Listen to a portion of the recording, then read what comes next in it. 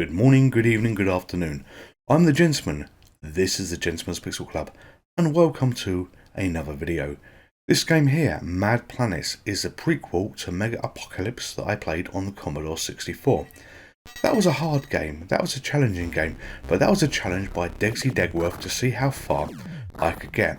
I figured that knowing that that was a sequel, effectively the third one in the series, let's give this a go to see how we go. This is back at the beginning of the game. This is the original game, the first one that ever came out.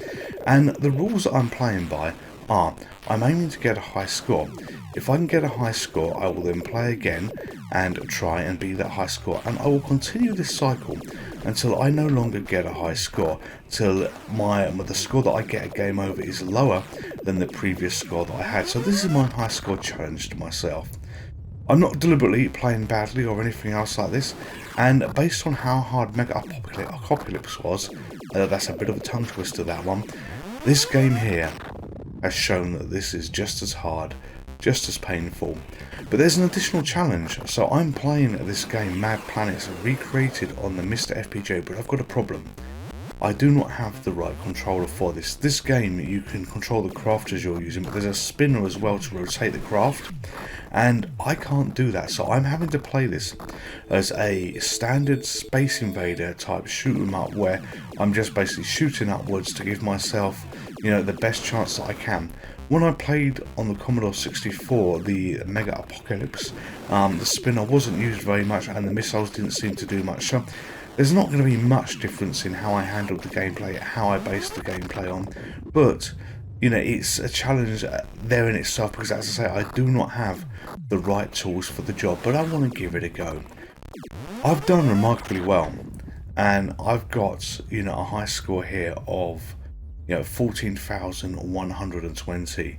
This was on my first go, and it was right. This is going to be a short video. I've recently done Bagman, but that wasn't a challenge one where I was looking to get a high score. This, I did not expect to get an ultra score here, on the high score point, anything like what I was on. And how you get Galactic Hall of Fame scores, I don't know. But the ultra score I expected to be maybe 5,000, something else like this.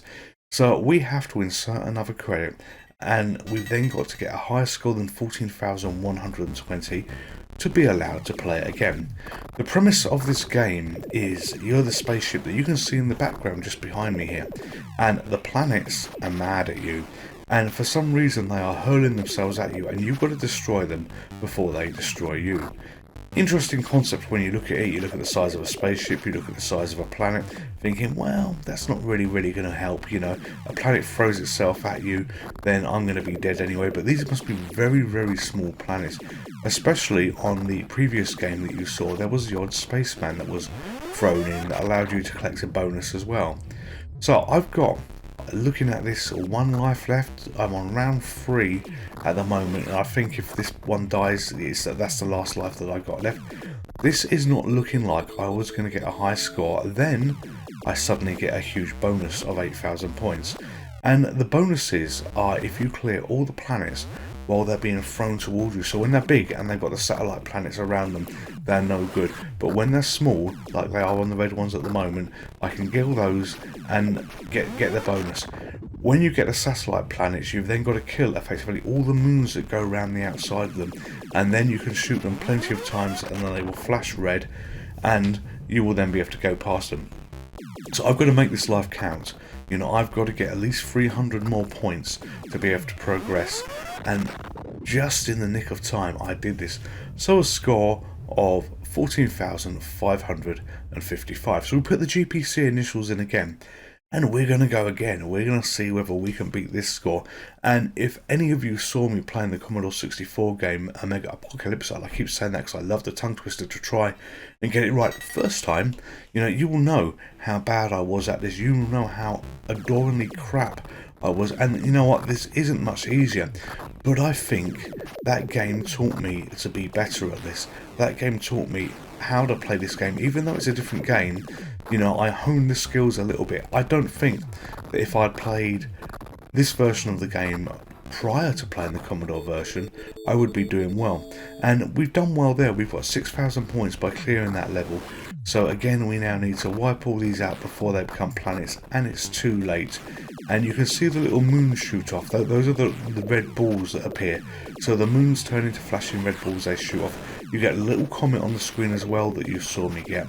And I'm wondering, because I'm doing reasonably well at this, would the spinner have made this actually harder for me? Is this perhaps an optimal way of playing it as I let the comet go straight into me? So we are now on our last life. We have got to get over 5,000 points to progress, otherwise game over. And we have done that. You know, we've actually got 10,000 points now, which gave us a bonus spaceman. So it's not game over, and we're collecting all the little spacemen that are somehow floating through space as they're being progressed by the comet. You know, I don't understand what keeps all the spacemen coming, why you have so many of them, what this means, but that's helped with my score. So 2 lives left, including the one at the bottom, and we have got to get about another 1,300 points to have another go at this. I like these kind of challenges. I like these ways to try and better myself in the games, to improve my ability, the high score challenge. So, you know, 1,000 points needed here with this particular one. So the astronaut will give me a few points, and a little bit of careful shooting should take me through it. One more thing to kill or collect, and I'm there. So we will be playing another game of this. A recent video where we looked at gameplay and challenges that you can give yourself was Dirt Track FX. That was on the Super Nintendo Entertainment System. On there, you know, the gameplay was fun, it was hectic, it was absolute chaos, but it was very, very unrealistic. And I like these kind of challenges, like the high score challenges. If I was to play the game that I just mentioned for the Super Nintendo again, Dirt Track FX, I would give myself a challenge to continually beat my lap time round after round after round. So it's little things that you can do for amusement beyond the point scoring, beyond the standard gameplay, that allows you to continue doing these, to continue having fun.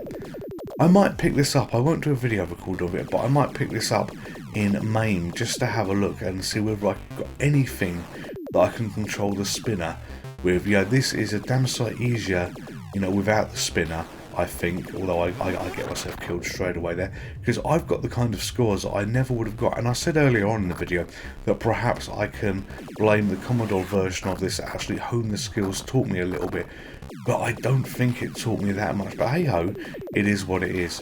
If you know of any other games like this, and not in this series so to speak, but any other similar oddities, you know, please leave a like in the comments. A mention in the comments, not a like in the comments, a mention in the comments for me to have a look this up. I have a long list of games that I want to play, a long list of games that I want to experience, and what I enjoy a lot is the oddities, the games that I don't think I'm going to enjoy, the games that I've not seen before, and they turn out to be something that I love. It creates a problem because these are all games that I want to come back with, these are games that I'm going to want to continue playing, but some of your input, some of your feedback here will be absolutely great as to what to have a look at next. And I do look at all the comments, I do try and reply to most of the comments, at least the comments need replying to. Anyway, I haven't beaten my high score, that's 9,031, so I've failed on my mission to continually cycle this, continually get better scores, but you know what, I haven't done bad for myself. I'm the Gentleman, this is the Gentleman's Pixel Club, this is the brilliant Mad Planets. I will see you next time. Goodbye. Would you like to play again? Hello there, just me. If you're a subscriber to this channel, thank you very much. If you're not a subscriber, then Merlin here would be delighted if you would consider subscribing. It would make him happy, it would make me happy, and if Merlin's happy, then everybody is happy. Thank you very much. Stay safe, take care, goodbye.